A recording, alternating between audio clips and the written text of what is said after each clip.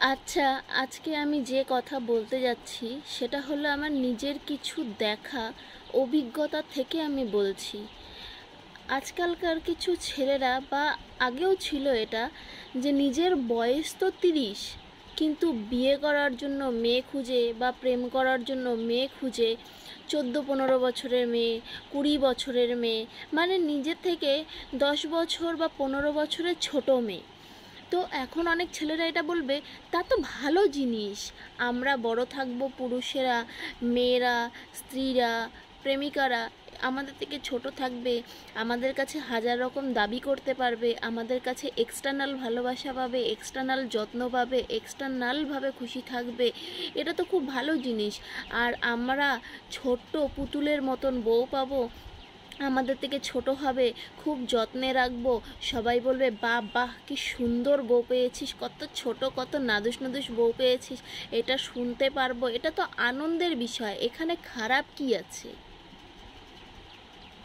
আচ্ছা, কখনো কি ভেবে দেখেছেন যে আজকে যদি আপনি 30 বছর বয়সে 15 বছরের মেয়েকে বিয়ে করেন বা 20 বছরের মেয়েকে বিয়ে করেন, আপনার যখন 50 বছর বয়স হবে, মানে আজ থেকে 20 বছর পর, তখন আপনার স্ত্রীর বয়স হবে হয় 35, মানে যারা 15 বছরে বিয়ে করেছেন তাদের 35, আর যারা 20 বছরের মেয়েকে বিয়ে করেছেন তাদের বয়স 40। তো আপনার থেকে ছোট হওয়ার কারণে আপনার যখন 50 বছর বয়স হবে তখন কিন্তু ওরা ইয়ংই থাকবে।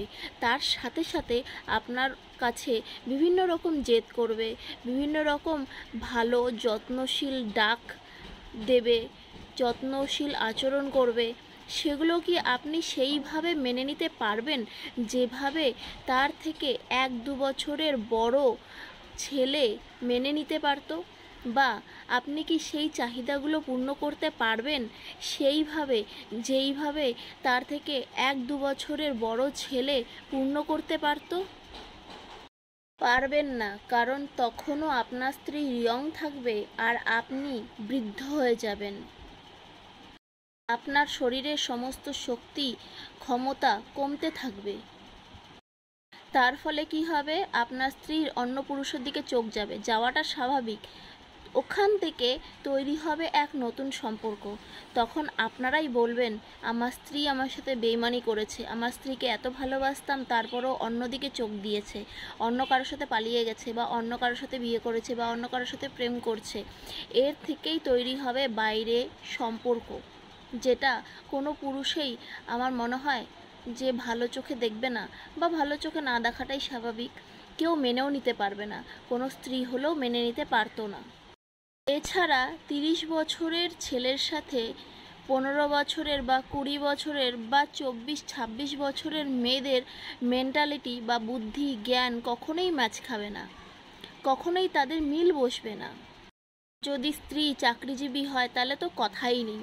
আপনার বৃদ্ধ বয়সে আপনাকে নিজের বন্ধুবান্ধবীর কাছে, সমাজের কাছে নিয়ে রাস্তায় বেরোতে লজ্জা পাবে, পরিচয় দিতে লজ্জা পাবে।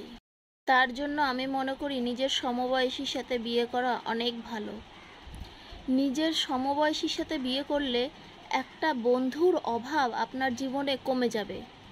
আপনি তার সাথে সুখ দুঃখ, নিজের সমস্যা সমস্ত কিছু শেয়ার করতে পারবেন।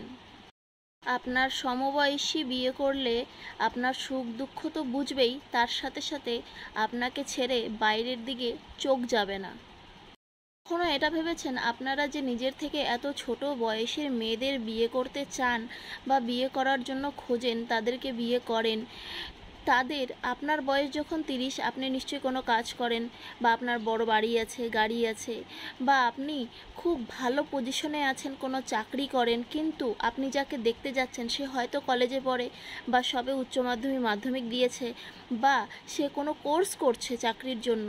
তখন কি হয়, তাদের বাবা মারা ভালো ফ্যামিলি দেখে যে না ধনী পরিবার আছে, বিয়ে দিয়ে দিই, পড়ে কি হবে, মেয়েদের পড়ে কি হবে, মেয়েকে তো খাওয়াবে তার বর, এই ভাবনা চিন্তা রেখে তাদেরকে আপনাদের সাথে বিয়ে তো দিয়ে দেয়।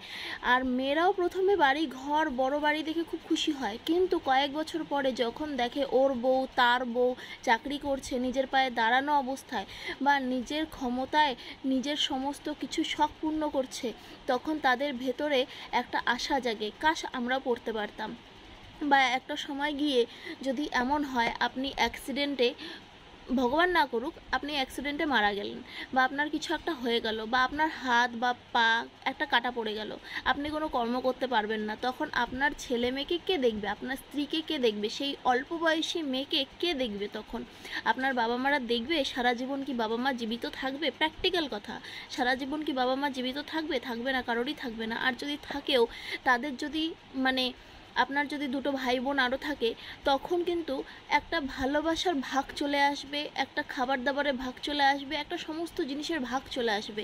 আপনার বউ হয়ে থাকবে সেই বাড়ির চাকর, যেখানে আপনি থাকাকালীন সে মহারানীর মতন সেই বাড়িতে থাকতো, আপনার অনুপস্থিতিতে সে সেই বাড়ির চাকরের মতন অবস্থায় চলে আসবে, বা চাকর হয়ে যাবে, বা সবার দেখাশোনা করতেই তার জীবন চলে যাবে।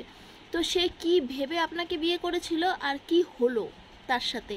আর তার থেকেও বড় কথা, তার লাইফটা স্পয়েল হয়ে যায়। কিভাবে?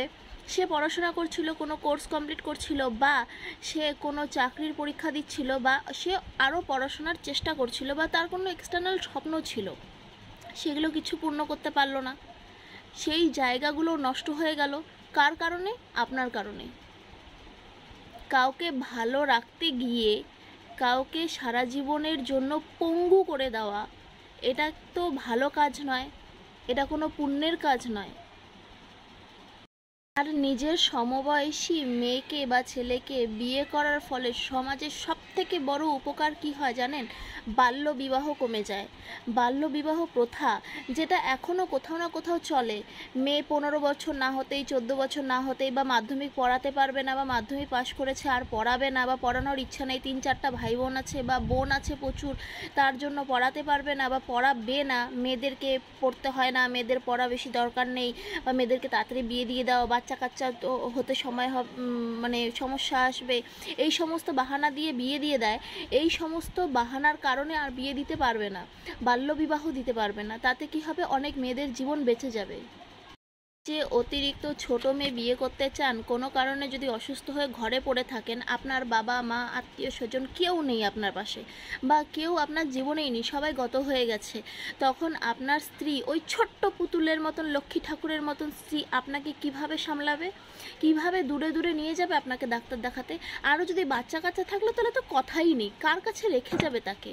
কারণ সে তো কিছু জানেই না, সে তো ঘরের 4 দেওয়ালের বাইরে কখনো বেরই হয়নি, সে তো সমাজ নামক জিনিসটা কি, কোথায় কি থাকে, কোথায় কি থাকে না, বা কিভাবে কি করতে হয়, সেই জিনিসটার জ্ঞানই নেই তার।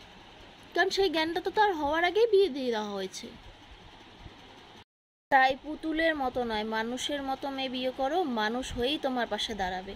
আর সব থেকে বড় কথা, নিজের গিন্নি বা গৃহবধূ বা বউ, স্ত্রী, যাই বলো না কেন, তাদেরকে এতটা তৈরি করো যে তোমার অবর্তমানে তাকে যেন কারো কাছে ঠেকতে না হয়, কারো কাছে হাত পাততে না হয়। নিজের ঘরের 4 দেওয়ালের মধ্যে বন্দি করে শুধু ভাবছো আমার আমার আমার, জীবনটা কিন্তু এইটুকু নয়। বিয়ে মানে এতটা জীবন, মানে শেষ পর্যন্ত জীবন, জীবনের শেষ নিঃশ্বাস পর্যন্ত একসাথে চলা, সমস্ত সমস্যার সম্মুখীন হওয়া, একসাথে সেই সমস্যার সমাধান করা। তো সমস্যার সমাধান করতে চাইলে তাকে একটু অভিজ্ঞতা হতেই হবে, তাকে সমস্ত পরিস্থিতির সাথে লড়াই করতেই হবে। আর সেই সমস্ত জিনিসের একটা বয়স থাকে, বয়সের সাথে সাথেই সবাই সব কিছু শেখে, সবাই সব কিছু গড়ে উঠতে পারে। ভিডিওটি ভালো লেগে থাকলে ফলো, লাইক, শেয়ার, কমেন্ট করুন।